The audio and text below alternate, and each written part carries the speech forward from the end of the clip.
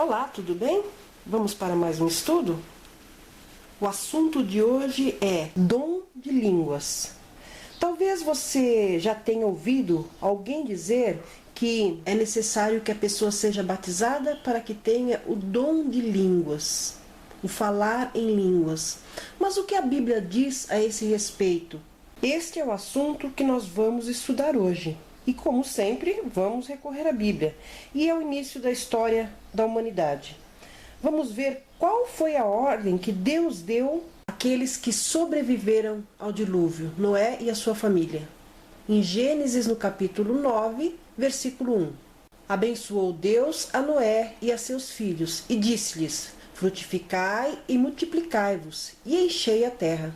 Veja que a ordem de Deus aqui era para que novamente se multiplicassem e que a terra fosse povoada. Eles deveriam encher a terra e deveriam se espalhar. Mas veja como essa geração pós-diluviana se comportou. Aí mesmo, no livro de Gênesis, agora no capítulo 11, versículo 4. Disseram mais: eia, edifiquemos para nós uma cidade e uma torre cujo cume toque no céu, e façamo-nos um nome, para que não sejamos espalhados sobre a face de toda a terra. Enquanto que Deus havia mandado eles se multiplicarem, se espalharem pela terra, eles desobedeceram e resolveram então construir uma torre para que morassem ali todos juntos e não se espalhassem. Deus havia enviado o dilúvio a essa terra por causa do pecado. E podemos ver o pecado crescendo então novamente através dos descendentes de Noé, que se afastaram de Deus e assim desobedeceram às ordens de Deus. Até essa época, a humanidade falava apenas uma língua, e nós podemos confirmar isso aí no mesmo capítulo de Gênesis 11, agora nos versículos 1 e também no versículo 6. Ora, toda a terra tinha uma só língua e um só idioma. E disse: eis que o povo é um e todos têm uma só língua. E isto é o que começam a fazer. Agora não haverá restrição para tudo o que eles intentarem fazer. Então a Bíblia aí nos revela que havia apenas uma língua, um idioma. Todos falavam uma mesma língua. Não era como é hoje, onde cada país tem a sua língua, o seu idioma. Aqui no Brasil, por exemplo, fala-se o português. Nos Estados Unidos é o inglês, na França é o francês e assim por diante. Vamos ver agora qual foi a atitude de Deus diante dessa desobediência do povo. Aí agora nos versículos 5 a 9 e também o capítulo 10, versículo 32. Então desceu o Senhor para ver a cidade e a torre que os filhos dos homens edificavam e disse: eis que o povo é um, e todos têm uma só língua, e isto é o que começam a fazer. Agora não haverá restrição para tudo o que eles intentarem fazer. Eia, desçamos e confundamos ali a sua linguagem, para que não entenda um a língua do outro. Assim o Senhor os espalhou dali sobre a face de toda a terra, e cessaram de edificar a cidade. Por isso se chamou o seu nome Babel, porquanto ali confundiu o Senhor a linguagem de toda a terra, e dali o Senhor os espalhou sobre a face de toda a terra. Estas são as famílias dos filhos de Noé, segundo as suas gerações em suas nações, e delas foram disseminadas as nações na terra depois do dilúvio. Deus decidiu vir até aqui e confundir a língua das pessoas, ou seja, enquanto estavam ali construindo, um pedia tijolo para o outro trazia areia, pedra, um não entendia mais o que o outro falava. E assim eles foram obrigados a se dividirem em grupos onde entendiam a língua do outro. E assim eles foram espalhados, como diz o texto, por toda a terra. E aquele lugar começou a se chamar Babel. Esse nome Babel quer dizer confusão, pois houve ali realmente uma confusão de línguas entre os povos, e tiveram então que se espalhar, que se separar, e dali surgiram posteriormente as nações. E aquele lugar, que se chamou Babel, posteriormente deu nome à cidade de Babilônia. Assim surgiram então as nações, não só por idioma, mas também na cultura. alimentação, roupas, pinturas, costumes, etc.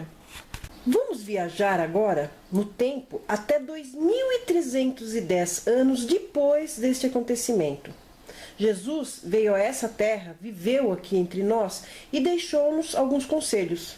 E um deles está em Mateus, no capítulo 28, versículo 19, que diz: Portanto, ide, fazei discípulos de todas as nações, batizando-os em nome do Pai, e do Filho e do Espírito Santo. Já então, na nossa era, Jesus dá ordem aos discípulos para pregarem o Evangelho a todas as nações. Mas vejam só, os discípulos ali tinham alguns, inclusive, que eram iletrados. Como é que eles iriam pregar a todas as nações sem saber falar noutros idiomas, noutras línguas? Veja o que diz o livro de Atos no capítulo 2, versículo 7. Todos pasmavam e se admiravam, dizendo uns aos outros: Pois que? Não são galileus todos esses que estão falando? Isto aconteceu em Jerusalém, em uma festa que havia, e estavam ali reunidas várias pessoas de várias nações. E como a ordem de Jesus era pregar o Evangelho, os discípulos obedeceram. E cada um dos ouvintes conseguia entender o que era falado pelos discípulos em seu próprio idioma. E aí eles ficaram, como diz o texto, admirados. Ué, como é que eles são galileus, ou seja, eles são da galáxia, né? E nós os estamos ouvindo falar em nossa própria língua. No capítulo 1 de Atos, no versículo 8, podemos ler ali que Jesus havia prometido aos discípulos o poder do Espírito Santo. Vamos ler. Mas recebereis poder ao descer sobre vós o Espírito Santo, e ser-me-eis testemunhas, tanto em Jerusalém, como em toda a Judéia e Samaria, e até os confins da terra. Jesus prometeu poder aos discípulos se eles obedecessem a ordem de ir e pregar o Evangelho. Depois, então, da morte de Jesus, veja o que os discípulos fizeram aí no mesmo capítulo, no versículo 14 agora. Todos estes perseveravam unanimemente em oração, com as mulheres e Maria, mãe de Jesus, e com os irmãos dele. Veja só, depois então que Jesus ascendeu aos céus, os discípulos então se reuniram e perseveraram em oração, começaram a orar a Deus. 10 dias depois, vamos ver aonde eles estavam. Agora no capítulo 2, versículo 1. Ao cumprir-se o dia de Pentecostes, estavam todos reunidos no mesmo lugar. Durante 10 dias, eles ficaram orando no mesmo lugar, aguardando a promessa do Senhor. E veja o que aconteceu, agora nos versos 2 a 4. De repente veio do céu um ruído, como que de um vento impetuoso, e encheu toda a casa onde estavam sentados. E lhes apareceram umas línguas como de fogo, que se distribuíam, e sobre cada um deles pousou uma. E todos ficaram cheios do Espírito Santo, e começaram a falar noutras línguas, conforme o Espírito lhes concedia que falassem. O texto aí diz então que surgiu um som, como de um vento, e línguas como se fossem de fogo, pousaram sobre cada um dos discípulos. Eles ficaram então cheios do Espírito Santo, né? E passaram a falar noutros idiomas. Veja só, o texto aí diz que eles começaram a falar noutras línguas. Línguas que para eles era desconhecida, uma vez que eles só falavam o dialeto deles, a língua deles. E agora as pessoas os ouviam falar em seu próprio idioma, em sua própria língua. Entendiam claramente o que os discípulos diziam. Veja só quantas nações estavam em Jerusalém nesse dia. No versículo 5 e também dos versículos 9 a 11. Habitavam então em Jerusalém judeus, homens piedosos de todas as nações que há debaixo do céu. Nós, partos, medos e elamitas, e os que habitamos a Mesopotâmia, a Judéia e a Capadócia, o Ponto e a Ásia, a Frígia e a Panfília, o Egito e as partes da Líbia próximas a Cirene, e forasteiros romanos, tanto judeus como prosélitos, cretenses e árabes, ouvimos-nos em nossas línguas falar das grandezas de Deus. Estamos aí então confirmando que realmente aquilo que os discípulos, os apóstolos falavam, era compreensível para aquelas pessoas que ali estavam ouvindo. Não era algo estranho, algo que eles não sabiam o que estava se falando. Veja que na ocasião haviam representantes das principais nações da época. Eram 17 ao todo. E cada um ouvia em sua própria língua, em seu próprio idioma. Veja ainda o que diz os versos 7 e 8. E todos pasmavam e se admiravam, dizendo uns aos outros: pois que, não são galileus todos esses que estão falando? Como é, pois, que os ouvimos falar cada um na própria língua em que nascemos? A Bíblia então deixa aí bem claro que as pessoas entendiam aquilo que era falado e entendiam em sua própria língua. Essa festa ocorria no dia 6 do mês de Sivan, como nós já estudamos nos sábados cerimoniais. E no santuário terrestre era aqui chamado essa festa de Dia do Pentecostes. Agora vamos ver o que a Bíblia diz sobre o surgimento de um profeta, no livro de Números, no capítulo 12, versículo 6. Então disse: ouve agora as minhas palavras. Se entre vós houver profeta, eu, o Senhor, a ele me farei conhecer em visão, em sonhos falarei com ele. Veja só que Deus é quem se manifesta ao profeta. O Senhor é quem o procura. O Senhor é quem se faz conhecer. Não é preciso, então, que nós tenhamos essa preocupação, porque o Senhor usa cada pessoa da maneira que lhe convém. Não há necessidade de nós ficarmos gritando, pedindo dons ao Espírito Santo. Deus mesmo se fará conhecer a quem Ele achar que deve. Será que é possível que duas pessoas tenham visão ao mesmo tempo? E se tiver, o que deve ser feito? Veja o que diz o livro de 1 Coríntios, no capítulo 14, versículo 30. Mas, se a outro que estiver sentado for revelado alguma coisa, cale-se o primeiro. Veja só, Deus está deixando claro aqui que as duas pessoas, se tiverem visões, não devem falar ao mesmo tempo. A segunda pessoa fala e a primeira, então, deve calar-se. Mesmo porque duas pessoas falando ao mesmo tempo, nós não podemos entender o que está sendo dito. Como está escrito aí no mesmo capítulo, agora no versículo 33. Porque Deus não é Deus de confusão, mas sim de paz, como em todas as igrejas dos santos. Nosso Deus é um Deus de ordem, de organização. E as pessoas falando ao mesmo tempo gera então uma confusão. E Deus não é Deus de confusão, e sim de paz, como diz o texto aí. E no verso 40, ele nos dá um conselho. Veja só. Mas faça-se tudo decentemente e com ordem. Tudo deve ser feito, então, com decência e com ordem. Mais de uma pessoa falando ao mesmo tempo gera desordem, gera confusão.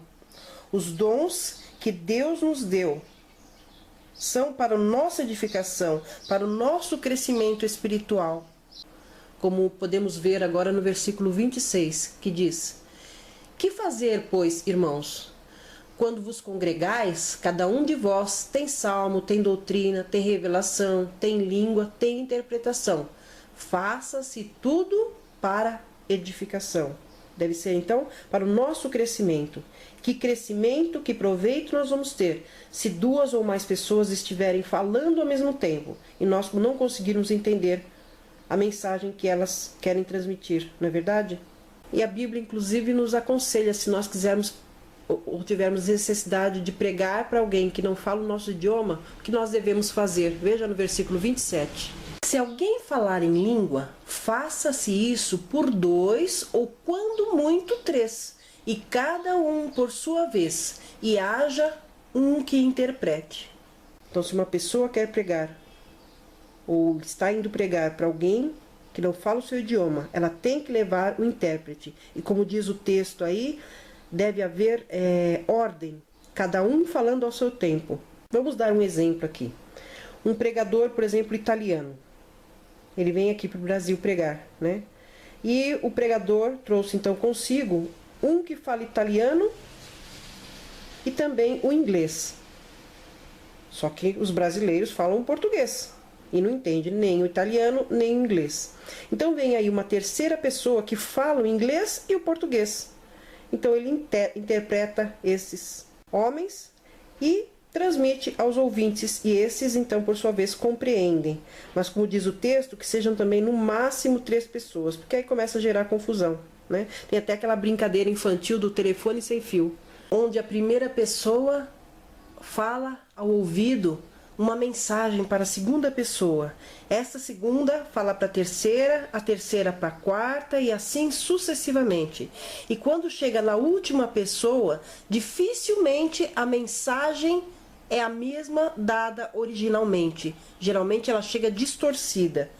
Então Deus aconselha que sejam no máximo 3 pessoas para que a mensagem então possa ser compreendida. Deus nos diz que se a pessoa fala e ninguém entende, ela está falando ao ar, como nós podemos ver aí no versículo 9. Veja só. Assim também vós, se com a língua não pronunciardes palavras bem inteligíveis, como se entenderá o que se diz? Porque estareis como que falando ao ar.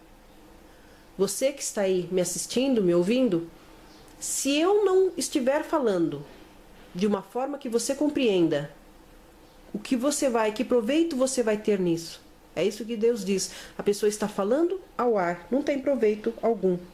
E no verso 13, ele continua o conselho. Por isso, o que fala em língua, ore para que a possa interpretar.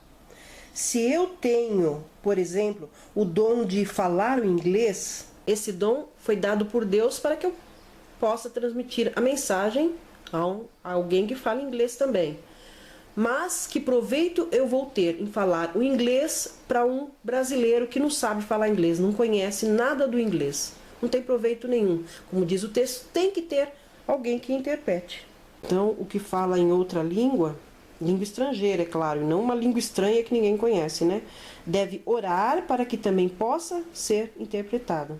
Note que se eu receber o dom de falar um idioma, devo pedir a Deus também que me dê também o dom de entender. Caso contrário, não vai ter proveito nem para mim, nem para ninguém.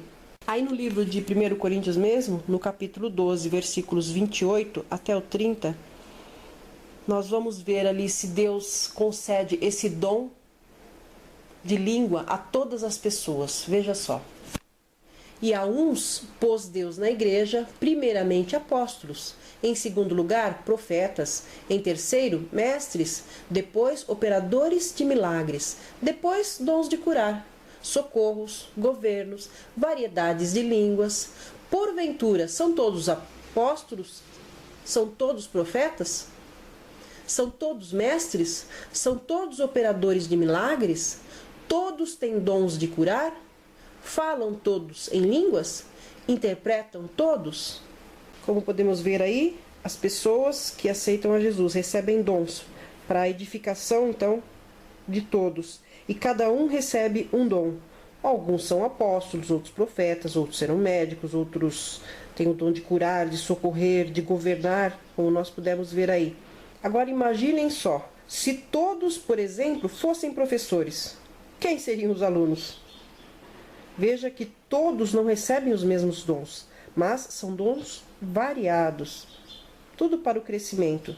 Veja aí que no versículo 28 fala sobre variedade de línguas, de idiomas, e não é, infelizmente, o que acontece em muitas igrejas, onde todos falam uma só linguagem, uma linguagem decorada, que eles mesmos não sabem dizer o que significa.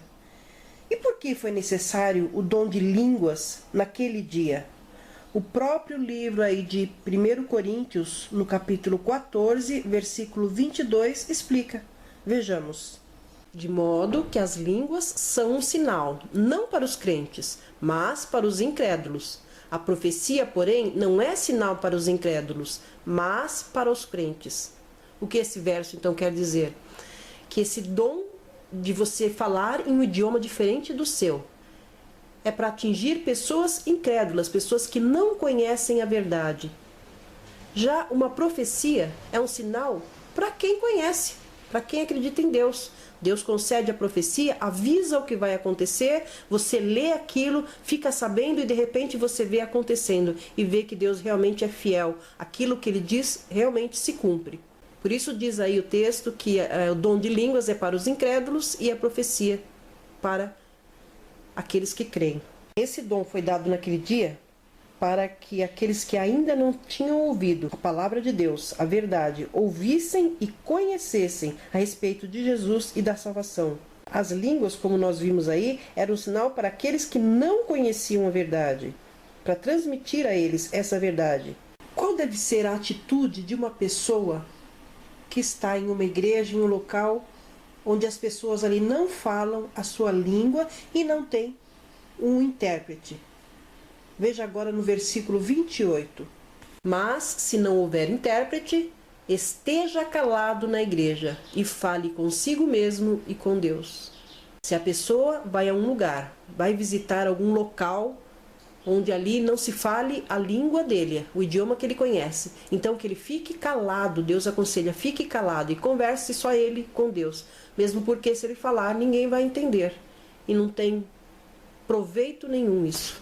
E Deus nos aconselha em sua palavra que quando uma pessoa disser que está em visão, as pessoas ouçam e 2 ou 3 então devem julgar para ver se realmente aquilo que a pessoa está dizendo é genuíno, vem de Deus ou não. E para se saber se um profeta é de Deus ou não, tem aquelas características básicas que nós já estudamos no dom de profecia, em estudo anterior. Mas vamos ver esse texto aí de 1 Coríntios 14, versículo 29. E falem os profetas, 2 ou 3, e os outros julguem.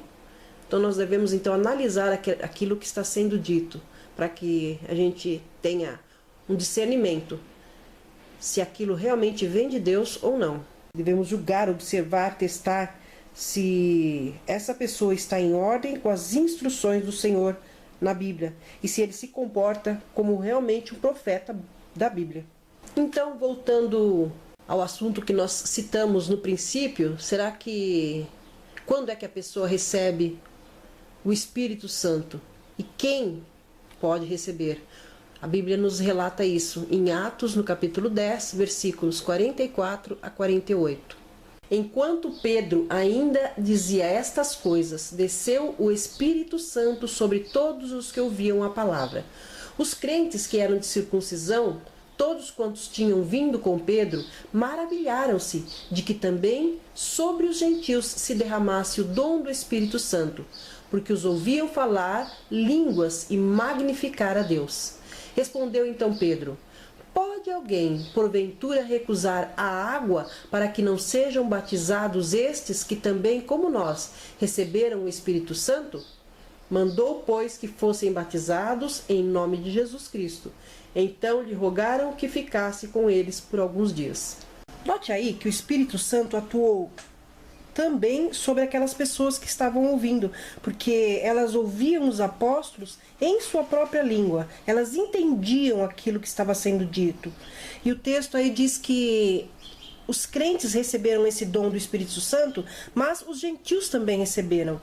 Gentios eram aqueles que não conheciam ainda a verdade, que não eram crentes ainda não haviam sido batizados. E como nós pudemos ver aí, eles receberam também o dom do Espírito Santo. Portanto, não é somente aquela pessoa que é batizada que recebe o dom do Espírito Santo, contradizendo aquilo que algumas igrejas dizem por aí, que só consegue falar em línguas e só consegue compreender aqueles que são batizados. O Espírito Santo pode conceder seu dom antes ou depois do batismo.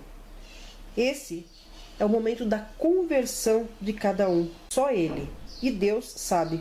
Note que pessoas gentílicas, pessoas que desconhecem a verdade, pessoas sinceras, também receberam o poder do Espírito Santo.